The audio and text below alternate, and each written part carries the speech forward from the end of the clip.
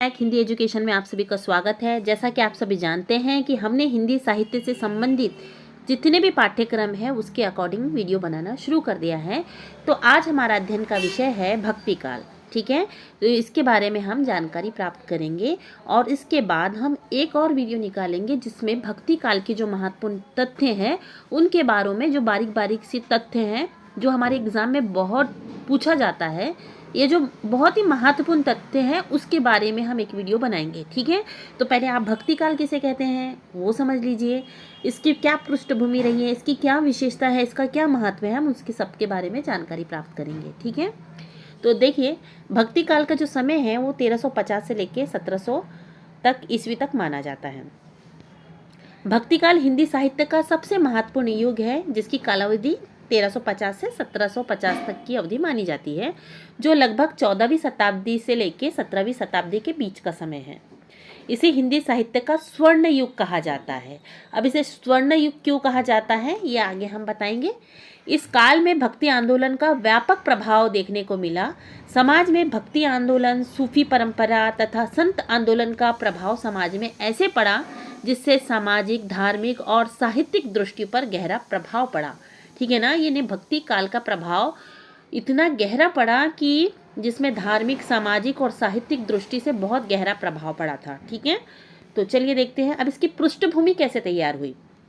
तो इस समय भारत और समाज में देखो, इस समय भारत में सामाजिक और धार्मिक अशांति थी। अब भारत में सामाजिक और धार्मिक अशांति कैसे थी कि आप लोग को पता होगा कि जो विक्रम 14वीं शताब्दी से जो 17वीं शताब्दी का जो काल है, तो इस समय क्या है कि भारत के राजनीतिक परिवेश में लोधी वंश और जो मुगल सम्राट है बाबर, उसका शासनकाल था। ये कहने का तात्पर्य लोधी वंश से लेकर बाबर जो शाहजहां तक इसका शासनकाल फैला हुआ था। तो इसमें बहुत सारे विदेशी आक्रमणकर्ता भारत में आए। ठीक है, और फिर भारत में आने के बाद अशांति फैल गई। अशांति मतलब युद्ध वगैरह होने लगे और हिंदू मुस्लिम संप्रदाय होने लगे, झगड़ा युद्ध वगैरह ऐसा चलते रहता था। दिल्ली सल्तनत पर राज करने के लिए युद्ध होते रहते थे। तो हिंदू, मुस्लिम और जितने भी बाहर के विदेशी शासक के आपस में लड़ते थे और इससे क्या होता था, इससे युद्ध वगैरह होते थे। तो समाज में एक प्रकार की अशांति निर्मित हो गई थी और लोगों के मन में ये भाव उत्पन्न हो गया था, ये इतना रक्तपात देके और ये इतना युद्ध देखकर और खुर्सी के लिए कैसे एक में का खून बहा रहे हैं। जब इस तरह की अशांति लोगों ने देखा तो उनको जाहिर सी बात है कि भक्ति का मार्ग या भगवान की शरण में ही ऐसे लोग जाएंगे। तो लोगों के मन में भक्ति भाव और भगवान की शरण ही उनको एकमात्र सहारा लगा इस तरह के जो युद्ध है और इस तरह की जो रक्तभूमि थी उससे बचने का।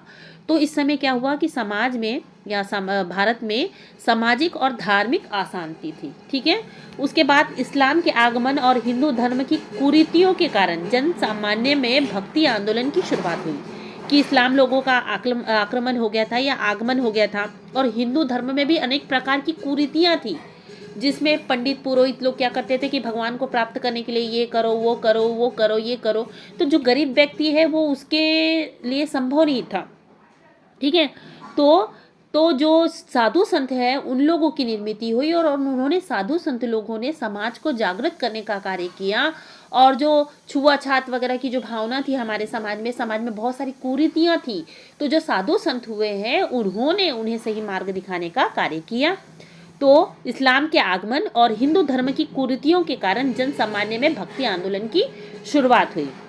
देखिए, भक्त कवियों ने भक्ति के माध्यम से एक ईश्वर की आराधना पर जोर दिया। ठीक है ना, जो भक्त कवि थे उस समय बहुत सारे कवि हुए हैं।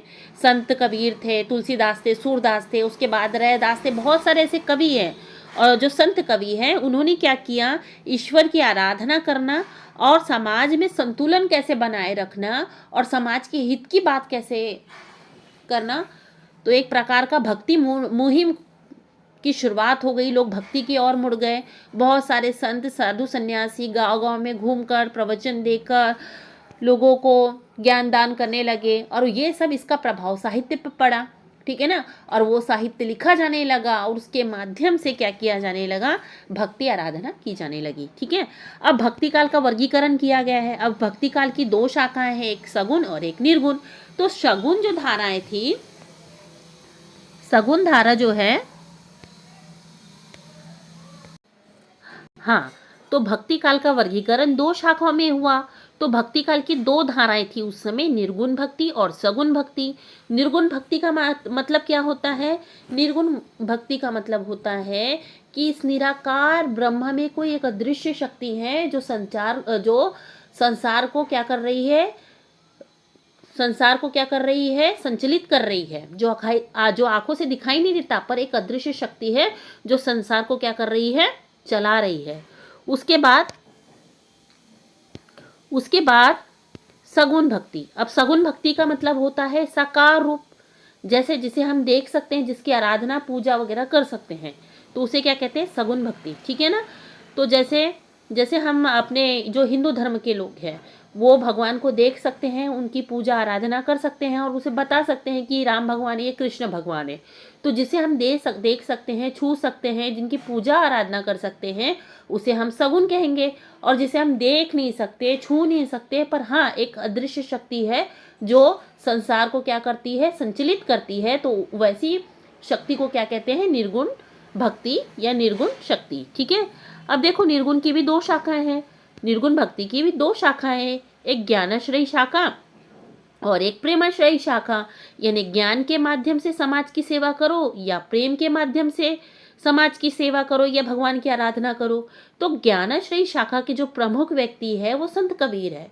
संत कबीर अपनी वाणी के माध्यम से समाज को अच्छा बनाने का प्रयत्न करते हैं और वो अपनी वाणी के माध्यम से क्या करते हैं, भगवान तक पहुंचने का मार्ग बताते हैं, मोक्ष प्राप्ति का मार्ग बताते हैं, यानी ज्ञान के माध्यम से बता रहे हैं, इसीलिए इसे ज्ञानाश्रयी शाखा कहा गया है। और इसकी जो प्रमुख कवि है वो संत कबीर है, जो कि निर्गुणवादी है।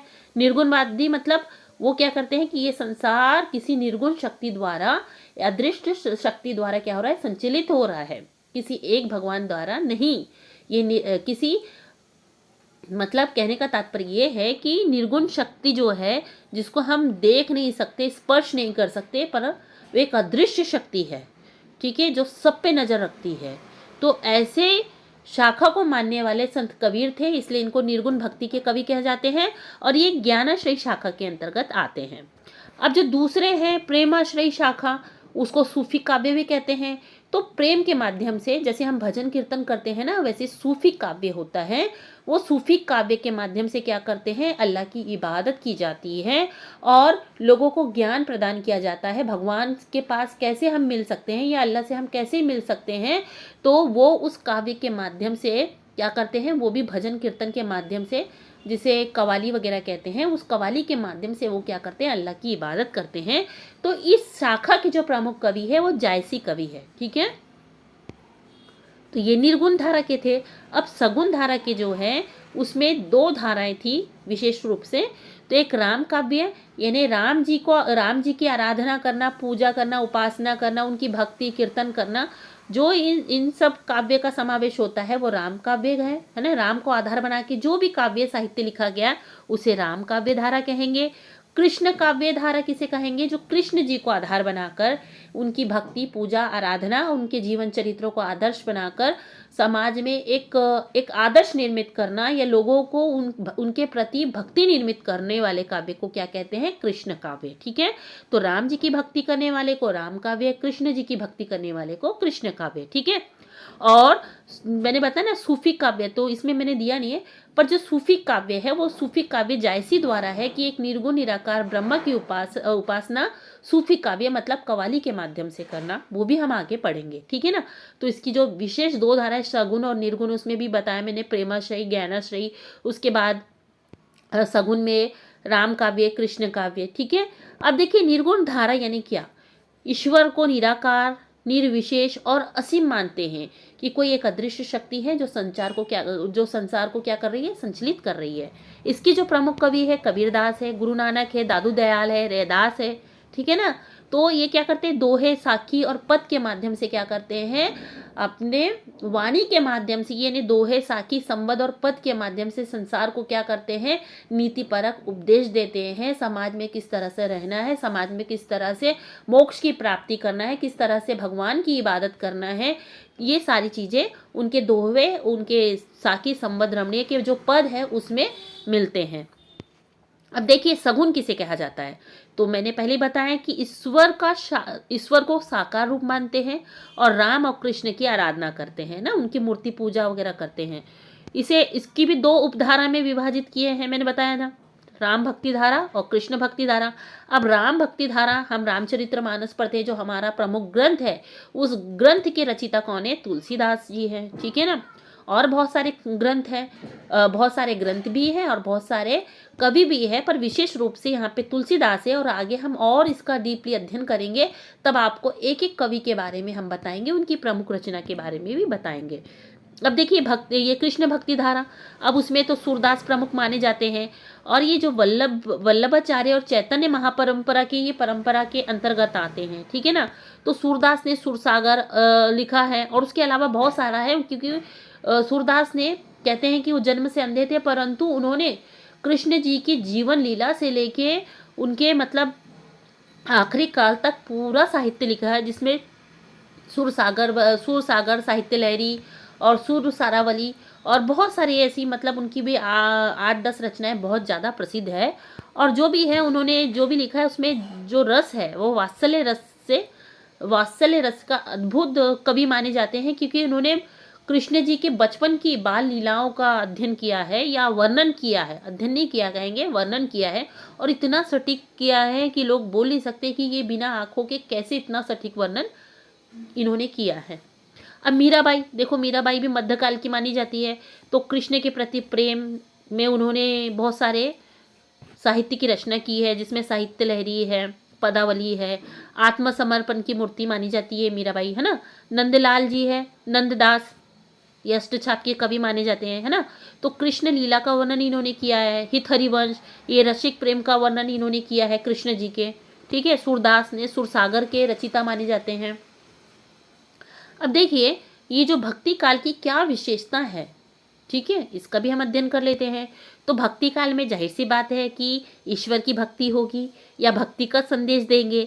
तो साहित्य ईश्वर के प्रेम और भक्ति पर केंद्रित रहा। ये जो भक्ति काल का जो साहित्य था वो किस पे केंद्रित रहा? ईश्वर के प्रेम और भक्ति पे ही केंद्रित रहा। ईश्वर की भक्ति को ही सबसे बड़ा धर्म माना गया। सांसारिक सुख को, मोह माया और मोक्ष प्राप्ति को बहुत अधिक महत्व दिया गया, कि ये जो संसार है ये मोह माया है, और हमें मोक्ष प्राप्त करना है तो हमें भक्ति की ओर मुड़ना पड़ेगा। जीवन का अंतिम कर्तव्य है या लक्ष्य बोल सकते हैं, वो मोक्ष प्राप्ति को बताया गया है, ठीक है ना। जो साधु संत थे वो इस संसारिक सुख को क्या बोलते थे? मोह माया। और इससे यदि हमें छुटकारा पाना है यानी मोक्ष की प्राप्ति करना है, तो हमारे जीवन का अंतिम लक्ष्य क्या है? भक्ति है। हम उस भक्ति के माध्यम से क्या कर सकते हैं? मोक्ष की प्राप्ति कर सकते हैं। प्रभु की आराधना अर्चना करके हम क्या कर सकते हैं? मोक्ष की प्राप्ति कर सकते हैं और इस मोह माया के बंधन से हट सकते हैं। अब देखिए दूसरी क्या विशेषता है? नाम जप का महत्व, कि भक्ति काल में हमें भक्ति करना है, तो भक्ति करने के लिए नाम जप माला, है ना, हम माला जपते हैं। तो चाहे वो किसी भी धर्म की बात हो, चाहे सिख धर्म की बात हो, चाहे मुस्लिम धर्म की बात हो, हिंदू धर्म की, तो हम क्या करते हैं? माला जपते हैं कि नहीं? राम नाम का, अल्लाह नाम का, जो भी है वो माला जपते हैं। तो नाम जप का महत्व है कि राम नाम लेने से ही क्या हो जाती है? मोक्ष की प्राप्ति हो जाती है। अल्लाह का नाम लेने से ही मोक्ष की प्राप्ति हो जाती है। यानी हम भगवान का नाम जितने बार रटन करेंगे तो हमें अपने आप ही मोक्ष की प्राप्ति हो जाएगी। वो भी एक भक्ति का रूप है। गुरु का महत्व, यानी यहाँ पे बताया गया है सभी धर्मों में कि यदि हमें मोक्ष की प्राप्ति करनी है तो हमें किसी न किसी को गुरु बनाना पड़ेगा, जो हमें ईश्वर तक जाने का मार्ग बताएगा, ठीक है। नारी निंदा के स्वर, यानी नारी निंदा के स्वर, इस काल में जो है नारी को निंदा के स्वर माना गया, कि नारी जो होती है वो क्या करती? मोह माया के बंधन में डाल देती है और मोक्ष की प्राप्ति के लिए रोड़ा बनती है। ऐसा कुछ विद्वानों का मत है या कुछ संतों का मत है। तो स्त्री को क्या कहा? कि बोला कि भैया आप हमसे परे ही रहो, क्योंकि सांसारिक सुख देने के लिए नारी जिम्मेदार है और मोह माया के बंधन में नारी ही खींचती है। तो हमें यदि मोक्ष की प्राप्ति करना है या समाज की सेवा करना है तो नारी से दूर रहना पड़ेगा और ब्रह्मचर्य का पालन करना पड़ेगा। इसके संबंध में तुलसीदास ने जो पंक्ति की है उसी में वो भी दिखाया जाता है कि वो नारी की निंदा करते हैं। कबीरदास की भी कुछ पद है जिसमें नारी निंदा के स्वर दिखाई देते हैं, ठीक है। सत्संग की महिमा का बखान किया गया है। सत्संग मतलब भक्ति का एक जो सरल मार्ग है सत्संग है, कि भगवान का भजन कीर्तन आराधना और प्रवचन करे तो उससे क्या कर सकते हैं? भक्ति कर सकते हैं। सदाचरण पे बल दिया है, चाहे तीनों धर्मों की बात करो तो वो सदाचरण पे ही बल देते हैं। सहानुभूति पर बल दिया गया है। और सबसे बड़ी बात लोक मंगल की भावना, चाहे वो किसी भी धर्म की हो तो उनका एक ही मोटो, एक ही उद्देश्य रहता है, लोक मंगल की भावना, सभी का कल्याण। सभी धर्मों का एक ही मकसद है, लोक कल्याण की भावना। ये इस काव्य की विशेषता है या इस काल की विशेषता है, भक्ति काल की विशेषता है। सरल भाषा कि पहले जो आम लोगों तक भक्ति का संदेश पहुंचाने के लिए अवधी, ब्रज और खड़ी बोली जैसी सरल भाषा का उपयोग किया गया कि जनता को भाषा समझ में आए और वो आसानी से समझ सके। सामाजिक सुधार, जो भक्ति आंदोलन में समाज में व्याप्त कुरीतियों का विरोध किया और समाज सुधारने का प्रयास किया गया। जो भी संत थे वो समाज सुधारने का या समाज में सुधार लाने का प्रयास करते थे। सामाजिक समरसता की बात करते थे। जाति पात ऊंच नीच का विरोध किया जाता था। संत परंपरा थी। ज्ञान, भक्ति, योग और आत्मज्ञान की बातें होती थी। नारी समानता की बात की थी। मैंने बताया कि जो साधु संत थे वो मोह माया के बंधन से यदि हमें मुक्ति चाहिए तो वो नारी का विरोध करते थे, यानी शादी ब्याह नहीं करना है और नारियों के मोह माया में नहीं पड़ना है, ये बोलते थे। पर उन्होंने कहीं पे भी माता के रूप में, बहन के रूप में या समाज में एक अच्छे आदर्श की निर्मित के लिए उन्होंने कभी नारी का विरोध नहीं किया, जबकि नारी की समानता की बात की है। सिर्फ मोह माया में नहीं पड़ना है, नारी के साथ दुराचार नहीं करना है या नारी के साथ भोग विलास नहीं करना है, वो इसका विरोध करते थे। बाकी चीज़ों में उन्होंने उसका विरोध नहीं किया है। तो वो लोग नारी समानता और अहिंसा और प्रेम का संदेश भी देते हैं। लोकप्रिय काव्य विधाएं, अब इस युग में कौन कौन सी लोकप्रिय काव्य विधाएं थी, तो दोहा, साखी, संबंध और पद, चौपाई आदि के माध्यम से जो जितने भी साहित्यकार हैं, जो साहित्यकार कवि है, हाँ, जो अपने लेखनी से पद, साखी, संबंध, रमणीय की रचना करते थे या काव्य की निर्मित करते थे, तो उनका जो विधाएं थी वो कौन सी थी, दोहा, साखी, पद और चौपाई आदि में लिखा करते थे। अब देखिए भक्ति काल का क्या महत्व है। तो साहित्य को जनता तक जोड़ा, साहित्य को जनता से जोड़ा। भक्ति काल का एक ही महत्व है ना कि वो लिखित जो भी साहित्य है उसके माध्यम से जनता को जोड़ा। उन्होंने सत्संग, प्रवचन के माध्यम से जो साहित्य में ज्ञान की बातें लिखी थी वो उसे जनता तक पहुंचाया और उन्हें किस तरह से आराधना करना है, किस तरह से पूजा पाठ करनी है, किस तरह से श्लोक बोलना है, जो भी सारी चीज़ें हैं वो जनता को सिखाया। ठीक है, जनता तक पहुंचाया।